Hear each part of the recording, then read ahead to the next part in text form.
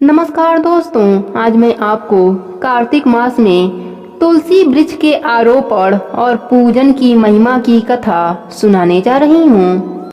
ब्रह्मा जी कहते हैं, कार्तिक मास में जो विष्णु भक्त पुरुष प्रातः काल स्नान करके पवित्र होकर कोमल तुलसी दल से भगवान दामोदर की पूजा करता है, वह निश्चय ही मोक्ष प्राप्त कर लेता है। जो भक्ति से रहित है वह यदि सुवर्ण आदि से भगवान की पूजा करे तो भी वे उसकी पूजा ग्रहण नहीं करते। सभी वरों के लिए भक्ति ही सबसे उत्कृष्ट मानी गई है। भक्तिहीन कर्म भगवान विष्णु को प्रसन्न करने वाला नहीं होता।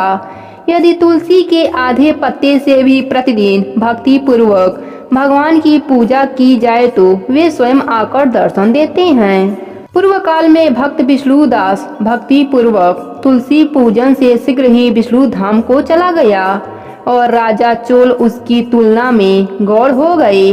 अब तुलसी का महात्म्य सुनो। वह पाप का नाश और पुण्य की वृद्धि करने वाली है।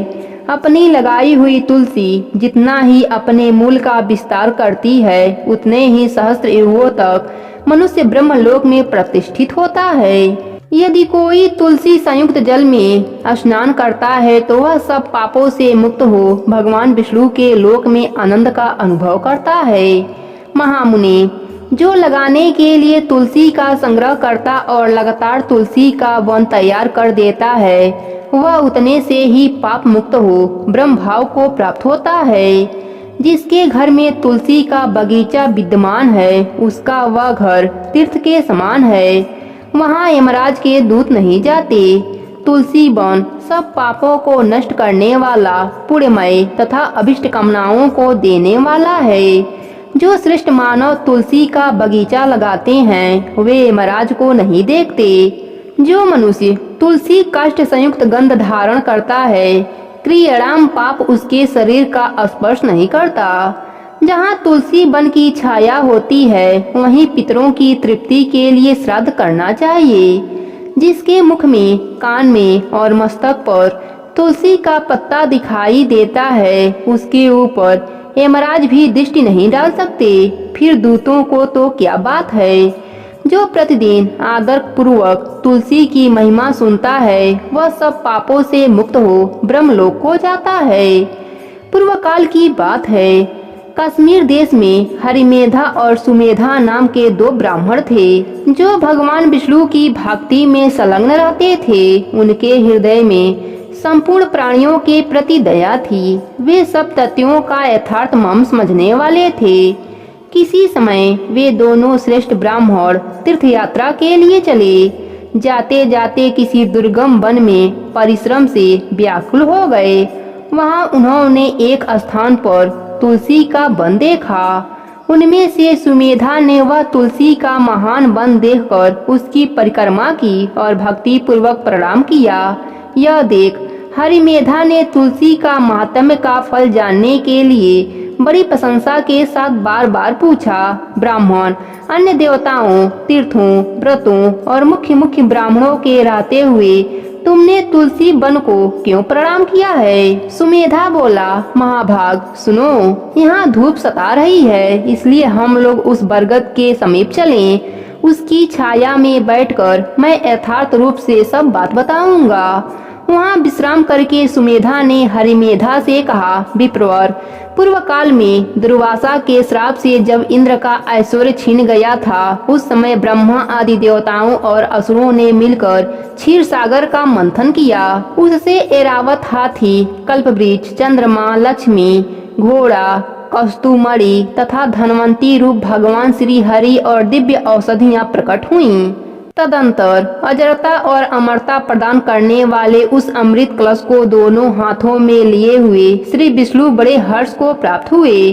उनके नेत्रों से आनंद श्रुति की कुछ बूंदें उस अमृत के ऊपर गिरी। उससे तत्काल ही मंडलाकार तुलसी उत्पन्न हुई। इस प्रकार वहां प्रकट हुई लक्ष्मी तथा तुलसी को ब्रह्मा आदि देवताओं ने श्री हरि की सेवा में समर्पित किया और भगवान ने उन्हें ग्रहण कर लिया। तब से तुलसी जी जगदीश्वर श्री विष्णु की अत्यंत प्रिय बनने वाली हो गई। संपूर्ण देवता भगवत प्रिया तुलसी की श्री विष्णु के समान ही पूजा करते हैं।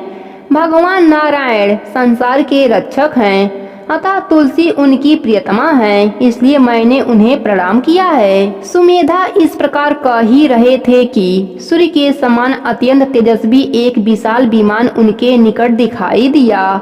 उन दोनों के आगे ही वह बरगद का वृक्ष गिर पड़ा और उससे दो दिव्य पुरुष निकले जो अपने तेज से सूर्य के समान संपूर्ण दिशाओं को प्रकाशित कर रहे थे। उन दोनों ने हरिमेधा और सुमेधा को प्रणाम किया। उन्हें देखकर वे दोनों ब्राह्मण भय से विलीन हो गए और आश्चर्यचकित होकर बोले, आप दोनों कौन हैं? देवताओं के समान आपका सर्वमंगल स्वरूप है। आप नूतन मंदार की माला धारण किए कोई देवता प्रतीत हो रहे हैं। उन दोनों के इस प्रकार पूछने पर वृक्ष से निकले हुए पुरुष बोले, विप्रवर, आप दोनों ही हमारे माता पिता और गुरु हैं। बंधु आदि भी आप ही दोनों हैं। इतना कहकर उनमें से जो श्रेष्ठ था वह बोला, मेरा नाम अस्तित्व है, मैं देवलोक का निवासी हूँ। एक दिन मैं नंदन वन में एक पर्वत पर क्रीड़ा करने के लिए गया। वहाँ देवांगनाओं ने मेरे साथ इच्छा अनुसार विहार किया। उस समय युवतियों के मोती और बेला के हार तपस्या करते हुए लोमस मुनि के ऊपर गिर पड़े। वह सब देखकर मुनि को बड़ा क्रोध हुआ। उन्होंने सोचा, स्त्रियां तो परतंत्र होती हैं, अतः यह उसका अपराध नहीं है। यह दुराचारी अस्तित्व ही शाप पाने योग्य है। ऐसा निश्चय करके उन्होंने मुझे श्राप दे दिया। अरे तू ब्रह्म राक्षस होकर बरगद के वृक्ष पर निवास कर। फिर मैंने विनय पूर्वक जब उन्हें प्रसन्न किया तब उन्होंने इस श्राप से मुक्ति होने की अवधि भी निश्चित कर दी। जब तू किसी ब्राह्मण के मुख से भगवान विष्णु का नाम और तुलसी दल की महिमा सुनेगा तब तत्काल तुझे उत्तम मोक्ष प्राप्त होगा। इस प्रकार मुनि का श्राप पाकर मैं चिरकाल से अत्यंत दुखी हो इस बट वृक्ष पर निवास करता था। आज दैववश आप दोनों के दर्शन से मुझे निश्चय ही ब्राह्मण के श्राप से छुटकारा मिल गया। अब मेरे इस दूसरे साथी की कथा भी सुनिए। यह पहले एक श्रेष्ठ मुनि थे और सदा गुरु की सेवा में ही लगे रहते थे। एक समय गुरु की आज्ञा का उल्लंघन करके यह ब्रह्म राक्षस भाव को प्राप्त हो गए, किंतु आपके प्रसाद से इस समय इनकी भी ब्राह्मण के श्राप से मुक्ति हो गई। आप दोनों ने तीर्थ यात्रा का फल तो यहीं साध लिया। ऐसा कहकर वे दोनों उन श्रेष्ठ ब्राह्मणों को बार बार नमस्कार करके उनकी आज्ञा ले प्रशंसा पूर्वक दिव्य धाम को चले गए। तत्पश्चात वह दोनों श्रेष्ठ मुनि परस्पर पुण्यमयी तुलसी की प्रशंसा करते हुए तीर्थ यात्रा के लिए चल दिए। इसलिए भगवान विष्णु को प्रशंसा देने वाले इस कार्तिक मास में तुलसी की पूजा अवश्य करनी चाहिए। इस कथा को सुनने से तुलसी पूजा का पूरा फल प्राप्त होता है।